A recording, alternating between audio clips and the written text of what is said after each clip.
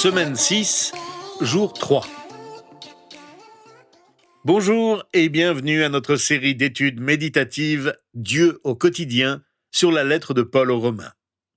Nous parcourons ensemble cette semaine le chapitre 6 et en sommes au 3e jour. Nous étudierons les versets 6 à 11. Ce chapitre nous aide à répondre à la question « Comment remporter chaque jour la victoire sur le péché ?» Disons d'emblée que notre combat contre le péché est déjà gagné. Un jour, nous serons avec Dieu au ciel où il n'y a plus de péché. Ce dont nous parlons vraiment ici, c'est de nos batailles quotidiennes au cours de notre combat. Il s'agit d'une véritable guerre contre le mal qui veut nous envahir, au cours de laquelle nous ne voulons pas perdre de bataille, nous ne voulons pas subir de défaite. Même si je sais qu'un jour je vivrai vainqueur avec Dieu pour l'éternité, je veux gagner mes combats quotidiens. Alors, comment lutter et comment gagner nos nombreuses luttes? Au cours de nos prochaines méditations sur le chapitre 6 de la lettre aux Romains, nous parlerons ensemble de ce que nous devons croire, de ce que nous devons choisir et de ce que nous devons offrir afin de jouir de la victoire de Dieu jour après jour. Que devons-nous croire pour pouvoir changer, pour faire confiance à Dieu au quotidien tout au long de notre combat contre le péché? Eh bien, c'est ce dont nous parlent les versets 6 à 10 de notre chapitre où Paul dit « Nous savons que notre vieil homme a été crucifié avec lui afin que le corps du péché soit réduit à l'impuissance et qu'ainsi nous ne soyons plus esclaves du péché. En effet, celui qui est mort est libéré du péché. Or, si nous sommes morts avec Christ, nous croyons que nous vivrons aussi avec lui. Car nous savons que Christ, ressuscité, ne meurt plus. La mort n'a plus de pouvoir sur lui. Christ est mort, et c'est pour le péché qu'il est mort, une fois pour toutes. Maintenant qu'il est vivant, c'est pour Dieu qu'il vit. Ce passage nous renvoie à ce dont nous avons parlé ces derniers jours. Au verset 6, nous lisons « Notre vieil homme a été crucifié avec lui ». Notre vieil homme a été crucifié. La Bible parle beaucoup du vieil homme et de l'homme nouveau. Dans un sens, le vieil homme est bien la personne que j'étais avant de devenir chrétien, et l'homme nouveau est celle que je suis devenu une fois chrétien. Il y a un avant et un après. Ces versets nous renvoient aussi à notre vieille nature, ce que la Bible appelle la chair, non pas la chair physique, mais la chair spirituelle. Ce mot désigne nos désirs intérieurs, notre tendance à pécher. La chair est ce qui nous pousse à céder aux tentations, qui décide de dire oui à ce que nous ne devrions pas faire. Avant de devenir croyants, notre vieille nature était notre seule nature. Nous avons tous cette propension naturelle au péché à cause de la chute d'Adam et Ève dans le jardin d'Éden. Nous revêtons notre nouvelle nature au moment où nous avons donné notre vie à Christ. Notre nouvelle nature est la nouvelle vie, la nouvelle capacité de vivre que nous avons reçue grâce à ce que Jésus-Christ a fait pour nous par sa mort et sa résurrection. Et l'un des aspects les plus critiques de notre croissance dans notre vie de croyant est d'apprendre à faire confiance à Dieu en ce qui concerne notre ancienne et notre nouvelle nature. La Bible nous dit que notre vieil homme, notre ancien moi, a été crucifié avec Christ. Nous faisons donc confiance à Dieu en croyant fermement ce qu'il dit. La mort œuvre en fait en notre faveur, et pas seulement contre nous. La mort que Jésus a subie pour nous a également fait mourir la vieille nature. Comme nous en avons parlé hier, cela ne signifie pas que nous ne sommes jamais tentés de pécher. Cela ne veut pas dire que nous ne pouvons pas choisir de pécher, mais cela signifie que nous avons une nouvelle capacité de ne pas pécher, grâce à ce que Jésus a fait pour nous, et les péchés que nous commettons nous sont pardonnés. Nous ne sommes plus esclaves du péché. Nous parlerons de cela en plus de détails dans quelques jours. Nous ne pouvons donc plus être esclaves du péché parce que quiconque est mort au péché est libéré du péché. Je ne suis donc plus esclave du péché. Je choisis de vivre avec Christ. Christ est ma vie. Dieu n'a pas laissé notre croissance spirituelle au hasard. Le fondement de notre croissance spirituelle, notre sanctification, n'est rien de moins que la mort et la résurrection de Jésus-Christ.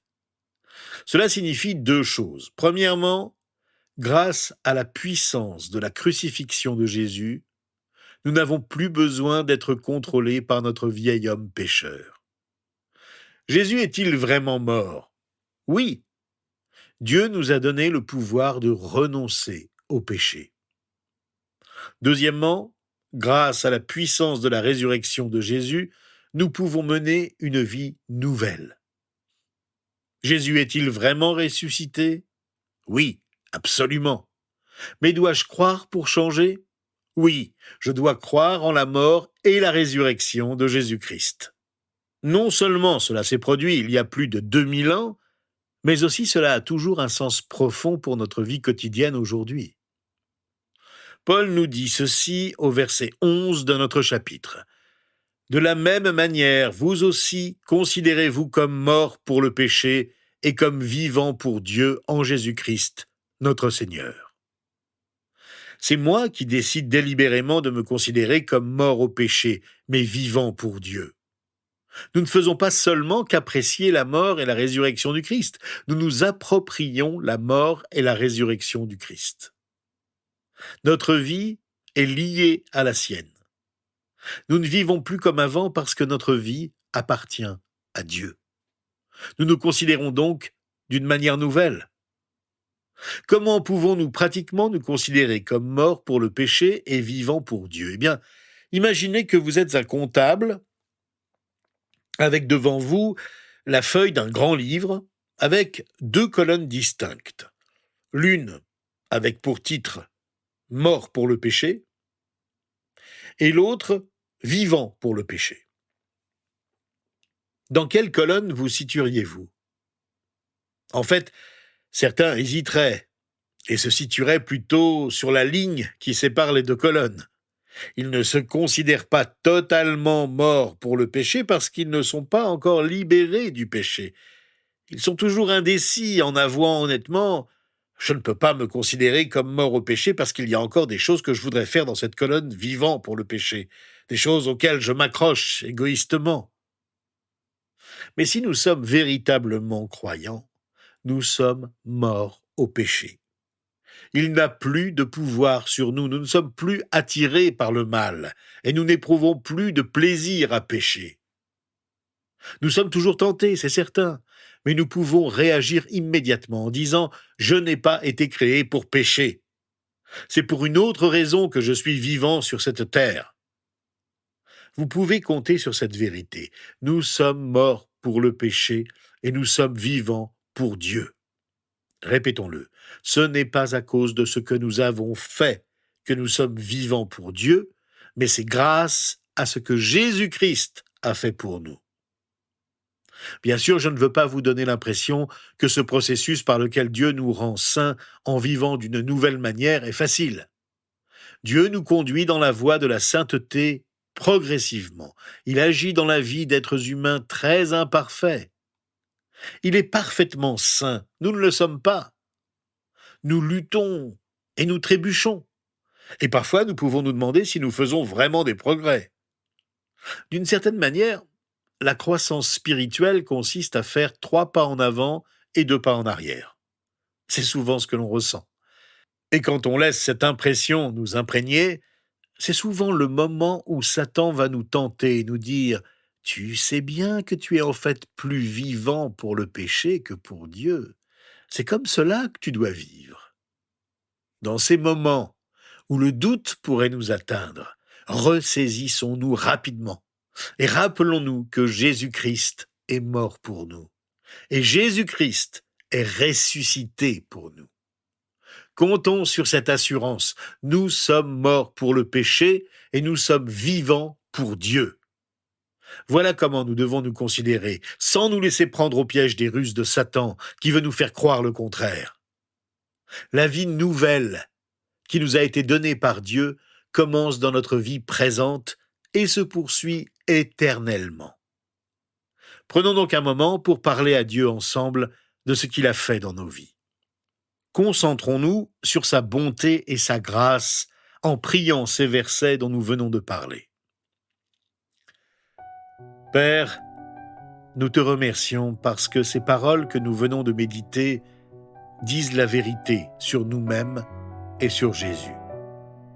Nous savons que notre vieil homme a été crucifié avec Jésus-Christ et que nous ne sommes plus esclaves du péché. Nous sommes morts pour le péché, pour ne plus vivre dans le péché. Merci Seigneur, parce que la mort n'a aucun pouvoir sur Jésus et elle n'en a plus sur nous. Et nous voulons vivre pour toi, en étant reconnaissants pour tout ce que tu nous as donné. Merci pour ta grâce.